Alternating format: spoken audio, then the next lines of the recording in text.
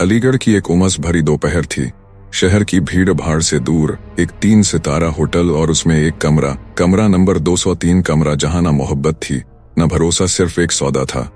इस कमरे में बैठा था रोहित सिंह, उम्र 32 साल, शादीशुदा, लेकिन उसकी शादी अब सिर्फ एक कागजी समझौता थी।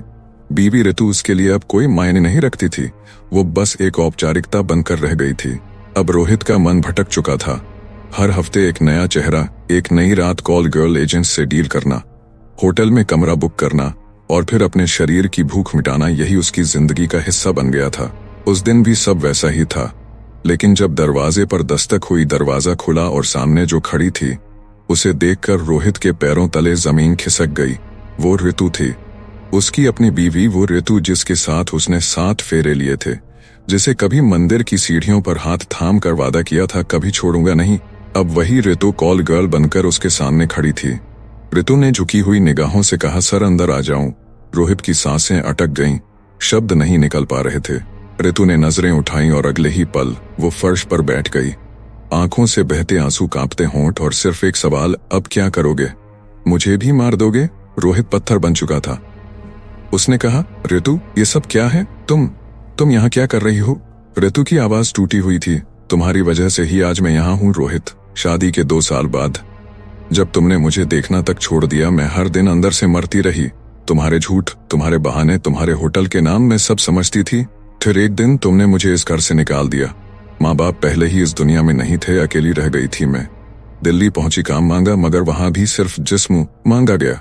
मैं भूखी रही, टूटी झुकी, और फिर एक दिन टूट ही गई। उस दिन जब एजेंट ने कहा कि एक क्लाइंट है अलीगढ़ में जो ज्यादा कुछ नहीं करता, बस रात गुजारनी है, तो मैंने हाँ कह दी, क्योंकि उस वक्त इज्जत से बड़ी भूख थी। मुझे क्या पता था दरवाजा खुलेगा और सामने तुम खड़े होगे, मेरे अपने शौहर, मेरे कसाई। रोहित की आंखों में आग थी, लेकिन शर्म थी। उसने चीखते हुए कहा, ऋतु क्या तुम इतनी गिर सकती हो? अपने जिस्म का सौदा, तुम्हें जरा भी शर्म नहीं आई? ऋतु अब हंस रही थी, लेकिन वो हंसी नहीं थी, वो एक बद्दुआ थी। और तुम क्या थे रोहित? नैतिकता के मसीहा। तुम तो आज भी यही करने आए थे ना, फर्क बस इतना है कि तुम ग्राहक थे और मैं माल बन गई। तभी दरवाजे पर दस्तक हुई। होटल मैनेजमेंट ने किसी संदिग्ध मूवमेंट की रिपोर्ट की थी। पुलिस अंदर आई और पूछताछ शुरू की। ऋतु ने बिना एक पल गंवाए कहा, ये मेरा पति है, ये मुझे जबरन यहाँ लाया है, मेरे साथ गलत करने की कोशिश कर रहा था। रोहित चौंका, क्या पागल हो गई हो? मगर पुलिस के पास होटल का रिकॉर्ड था जिसमें रोहित की कॉल गर्ल बुकिंग रिकॉर्ड की गई थी। ऋतु का बयान सच माना गया और रोहित गिरफ्तार हो गया। कुछ दिन बाद बेल पर बाहर आया। उसने ऋतु को ढूंढा हर जगह, लेकिन वो गायब थी।